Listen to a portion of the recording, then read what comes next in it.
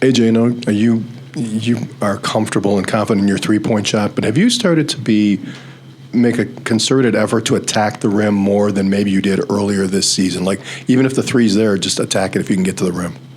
Yeah, teams scout pretty well, so they know I will shoot the three. So, yeah, they're just closing out hard, just giving them pump fake, getting to the rim. It's open a lot, so, yeah. Right in the middle here, please. Steven, this is your second double-double in the last couple games. I guess, is this just the way that you feel like you could dominate right now, just on the glass? Like, are you feeling good about that? Yeah, no, the coach has done a good job in being on not only me but Tyler and even AJ, the threes to crash the glass and attack the glass, and we don't go anywhere until we get the ball. So, like you said, I think it's been a point of emphasis for us to clean up the glass, and it's showing. Again, Jeff. Tyler, you're the elder statesman here. Can you compare the way you guys started the game and played that first half to the first maybe 8, 9, 10 minutes of the second half? What the difference was in your mind? I just feel like we weren't as aggressive on both sides of the ball. On defense, we were kind of letting them get to wherever they wanted. Maybe hit a little, I don't know what it was, but we found our rhythm back again. I think around like the 12-minute mark, and then from there, just rode that. So in a game, you're always going to have ebbs and flows, but it took us a while in that second half. Go ahead. Yeah, Steven, Western obviously came out pretty hot there in the second half, but efforts from you specifically and Chucky, you guys were able to pull away there. What can you say about that tandem that you have there and how you were able to kind of close it out in the second half? Yeah, like Tyler said, we knew we kind of had to get back on track, and it just happened to me and Chucky tonight. It's going to be a different guy every night, whether it's today or a different game. But, no, I think Chucky did a good job of hitting some shots down there to help us pull away at the end. AJ, Greg mentioned last week that he thought you were playing a little bit more off of 2 feet, I guess. Do you feel like you're a little bit more controlled when you gather in the lane now when you're going to the basket? Yeah, definitely. When you drive off 2, you have more base. So, yeah, going up strong off 2 is something I start noticing more. Going up off 1, probably be off balance a little more. So, finishing off 2 strong.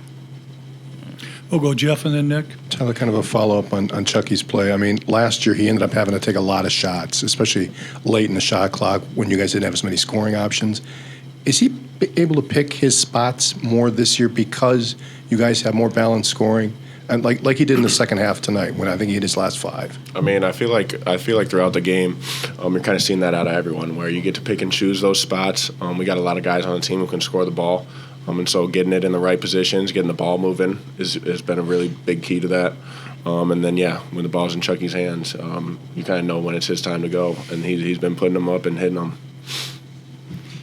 Go ahead, Nick. Yeah, for Tyler and AJ, 4 out of 5 starters shot at least 50%, a couple in the 80s. Just how did you feel about kind of the overall shot selection tonight in terms of efficiency, and just how does like a run like that from Chucky just kind of add to the depth and firepower like you mentioned offensively? The way they were playing defense, it was a little different, so it might not have looked as well as it has in the past. But like I said, finding those spots where you can succeed, getting the ball in the right position, and not really forcing it is something that I think we've done really well. Yeah, just get into your spots. You know where you're comfortable at on the floor. Just going up, finishing off 2, pump faking. They like to jump a lot, so pump faking and just getting to the open spots. Go ahead. Tyler, dating back to last week, tournament MVP there, but it seems like over the last 3 games you've really found a groove, especially near the rim.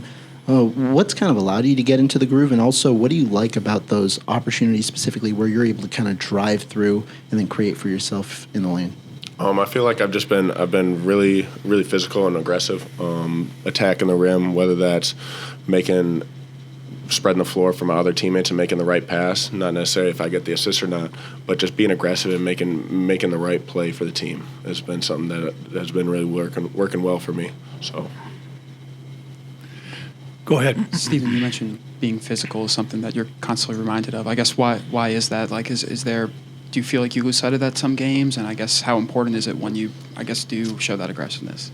Yeah, no, like Tyler said, coaches have been honest about being aggressive and finishing in the paint, and that's a goal for both of us, is to try to come out and be the most aggressive front court in the Big Ten. So, like I said earlier with the rebounding, the coaches are always honest about it, and it's kind of ingrained into our head to kind of be aggressive. So, I think we're doing a good job of that. Yeah, obviously, it's the numbers and the analytics bear out probably a little better than it appeared to the eyes, but give Western Illinois credit for gumming some things up and switching, and took us a little while to figure that out and be patient enough to get what was available. So once we did, I thought we did some good things, but the start of the second half is something we'll look at and see what we could have done differently there to get off to a better start. But are happy for our guys to bounce back and to respond when we needed to, and guys off the bench, it gave us a boost. It's good to see Tyler and Steve be really efficient with their numbers. Same thing with good to see Chucky made some plays for us. It's good to have Connor see the ball go in, which I think is big for him. So in large part, like I said, just when teams do that and the switching and jamming things up, it gives it there's no flow to the game, which I felt we never got into a consistent flow where we could get continuous rhythm offensively. So you got to find other ways to get things done, and we were able to do that. So, questions? Nick, go ahead up front. Hey, Greg, you mentioned some of Steven's efficiency, but, obviously the double-double, 3 assists, and it seems like he obviously could have had a couple more kind of kick-outs to wide-open shooters. What stood out tonight, especially kind of as a facilitator from the mid-post? Yeah, he's really good at that. He's a good weapon to play through, whether it's, mid-post, low-post, high-post, his ability to pass and make good decisions. And obviously you have to have his unselfishness. Sometimes he's too unselfish, and I'd like to see him be more aggressive in there. But it's a good weapon when you have bigs that can pass. That really creates a lot of issues for a defense, and then we were able to finally get him the ball more. I wanted to go to him more, but when we were able to finally get him loose a little bit, and he made good decisions when he did have it in there too. Jeff. Greg, you mentioned the way they mucked it up, but it seemed like you guys got the ball inside in the first half. Mm-hmm. In the second half, at least that early stretch where they kind of came back on you, more settling for threes? Yeah, I thought we were too impatient, at times, and that's what that switching and mucking that up and whatever combinations they're playing. The whole idea is to get you to stop cutting and slow down on your cutting, and we have to not take that bait, and give in to taking the first easiest shot we can get. When we were more patient, we got better looks, either wide open threes or we get stuff point blank at the rim. Go ahead. Greg, you obviously want Steven to be aggressive on the offensive end, but for him to rebound to the level that he did tonight, how important is it for him to just get to a consistent level with that, I guess? Yeah, and I thought there was probably 2 or 3 others that got away from him, that he could have had. But I like the activity on both ends. He was big there, down the stretch of the second half. We were able to, as we were pulling away, he extended some possessions there with offensive rebounds and getting us another 20 seconds to run offense. So I like the aggressiveness that, not only him, we've had other guys that have gotten after the offensive glass, more consistently here of late, and that's good. We need that. Greg, you guys have won 4 straight now. Obviously, I know it wasn't perfect tonight, but just ahead of a huge rivalry game on Saturday, are you starting to see this team become what it can become? I think we're getting there. I think we're a little more consistent, especially on the defensive end. I thought we were decent defensively tonight. It was the offensive rhythm that we just couldn't get a rhythm. But we know we've got really good teams coming down the road here, starting with Saturday. But it's still about making sure we're trying to play the game as well as possible. And I think the Florida trip was good for us. I thought we did some really good things there, and then you have to carry it over and grow it. And that'll be continue to be the challenge going forward. Jeff. I think you might have been asked this really early in the season about Chucky, but with more scoring options this year, he picked his spots late today. Do you think that has taken some stress off him, that he can be more assertive in spurts when he needs to? Yeah, I think so. He's more patient in ball screens. I think we've implemented more of those and worked on those more to really play to his strengths. And then specifically when you can put a 7-footer on the roll at the rim with Steve and So I think just the patience and the awareness of those around him. I think the teammates are doing a good job of finding his sight lines. So it's, I think he understood Coach Gard wasn't real happy there in the second half. So when I had him out and he said, all right, I'll just go back in and slam the door shut here and Coach can calm down over here as we're sputtering along. But, he just has a chance he has the ability to take a game over and to make plays like he does. And, that's the luxury of having a mature point guard. Go ahead.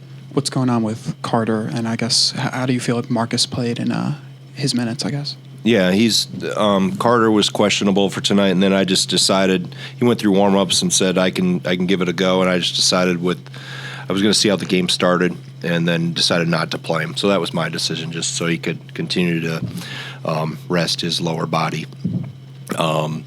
And I thought Marcus did. Marcus is someone I've wanted to get because he's practiced well. I think he's played well when he's been in. And to get him some minutes and get him in there, and I thought he did a good job. I thought he did. I didn't see any. I'll look through the tape. Any defensive breakdowns? He's much improved defensively. He's much more physical. He rebounds the ball pretty well.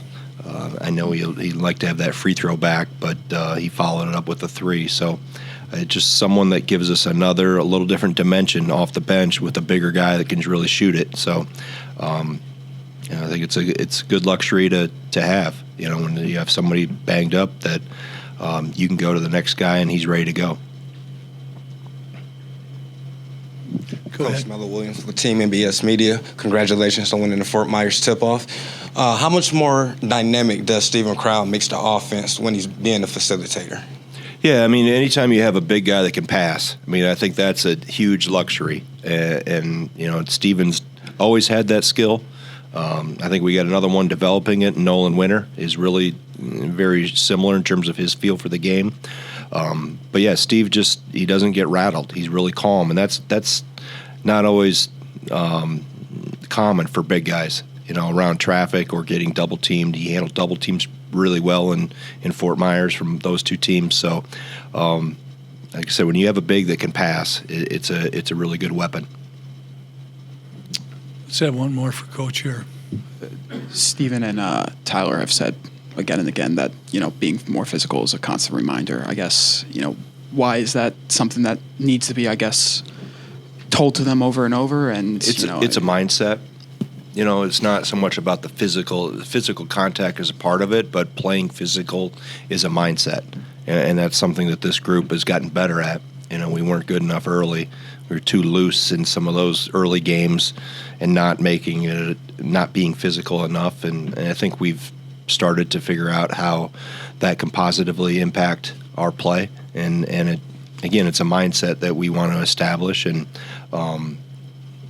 they understand now. I think that it's the physical contact. It's whether it's bumping on ball screens, rebounding, screening, just having a physical presence, and really that gives you I think a mental advantage, so to speak, when you're the more physical team. So it's really about mindset. That's really what we've talked about, is how physically we have to play, and when we do, we're a much better team.